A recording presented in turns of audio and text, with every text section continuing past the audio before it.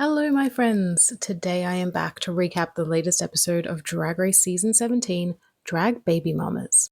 And I'm not crying, you're crying. The queens walk back into the workroom after Lana's elimination. Sam is overcome with emotion but is determined that this will be the last time she lip syncs this season.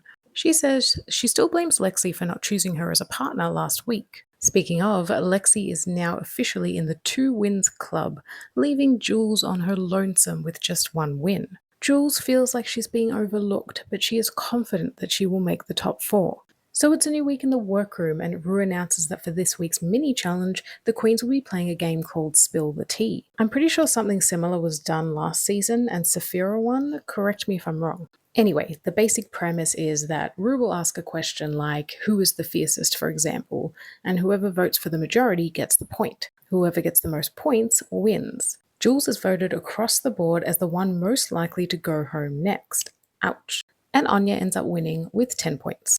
So for this week's Maxi Challenge, it is the infamous makeover. The queens will need to turn their parents into members of their drag family. The reunions were so touching. Seeing Anya losing it over her dad had me welling up, not to mention how loving and supportive Jules' father was towards her. It's the fathers that get me because historically they're most likely to be the ones that don't support their kids. Even Rue was choking up.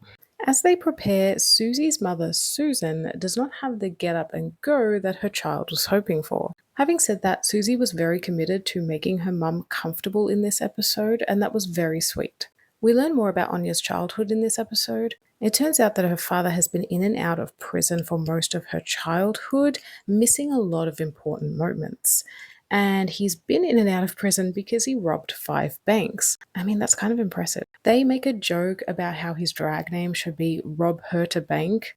All you can do is laugh. Jules opens up about how she lost her brother and how that permanently altered her father's mental state, as it would. And Lexi is amazed that her mother volunteered given their rocky past. It seems like both of them have come such a long way in their relationship. Speaking of Lexi, we learn why she's been so fixated on Susie this entire season. She says that Susie represents her in an alternate universe. If she hadn't gone down a darker path, she could have spent her years honing her crafts and talents like Susie did. It's easy to compare and say, well, what if I had done something differently in my life?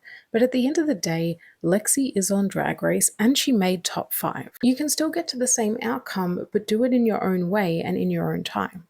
It was also so nice to see Lexi's mum attempting to use the correct pronouns with her daughter. And it was at this point that I was like, this episode is far too vulnerable. Rue better not send anybody home. And well, we'll get there.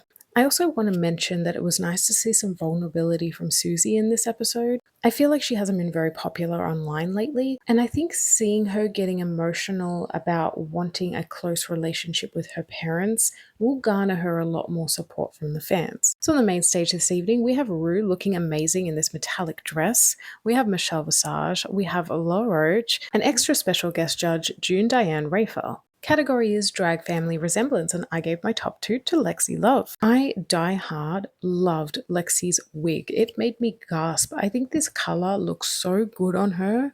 It kind of reminded me of her entrance look. Did you guys clock that? I just thought it was so elevated, and I'm not talking about the corset part. I'm talking about the headpieces and all the accoutrements. It's time for the judges' critiques, and Lexi and Mimi Lovely are up first. Michelle says that she sees them more as drag friends than drag mother and daughter. I call BS on this. I think they look great. I can definitely see drag mother and daughter. I always have issues with the makeover challenge for this reason. Next up is Sam and Sassy Star. Their outfits were definitely my second favorite of the night. The reason they weren't my top 2 is I didn't like the hats. I don't know, they just felt a bit costume shop for me. But everything else was gorgeous. And the judges were living for them as well. Next is Susie and Queenie Toot. The judges see the drag family resemblance, and LaRoche actually says that this is the most fashion-forward look on the runway this evening. I don't know if I agreed with that, but they look super cute.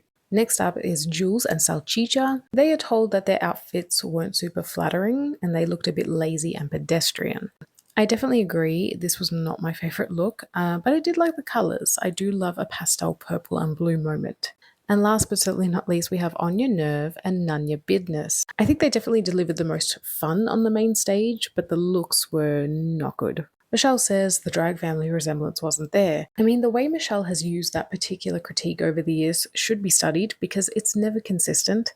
I think that they just like to pick and choose what makes drag family resemblance and what doesn't. Back on the main stage, Sam gets the win, giving her a total of 3. It's the redemption she needed after last week, and I do agree with this choice. Even though I preferred Lexi's look, this was arguably the better look construction-wise and elevation-wise.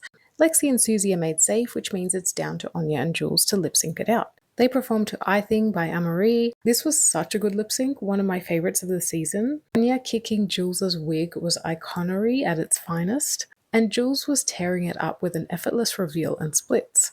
And the twist of the episode is that nobody goes home this week, which I already knew in advance because I got no Watcher Packing notification. I've said this before, but that's a spoiler in itself, and I really do need to turn off my notifications when Drag Race is happening. Allow me to put my tinfoil hat on for a second, my friends. I really don't think that production could justify saving Anya this week, but they also didn't want to have a chance of losing her. Therefore, they decided to do a double save. Despite Anya deserving to be in the bottom 2, this is also good for her storyline. It's that stumble right before taking the crown. This happens a lot to winners on Drag Race. They need to have that one low moment to sort of give their storyline more nuance. And I say that as though Anya has already won, but in my mind she has. This means, however, that they'll either do a double elimination next week or there'll be a top 4. And as we saw in the edit for next week's episode, Rue does say at least one of you will go home. The semi-final looks so good, by the way. They will be auditioning for Drag Race Live. This is a really great way to end the season right before the Lollapalooza and then the finale. So my friends, what did you think of this week's episode? Did you agree with the judging choices? This was definitely a much better episode than the last couple have been. And that's a lot coming from me because I don't like the makeovers normally. But I want to know what you guys think, so give me all the tea and I'll be back soon with another video.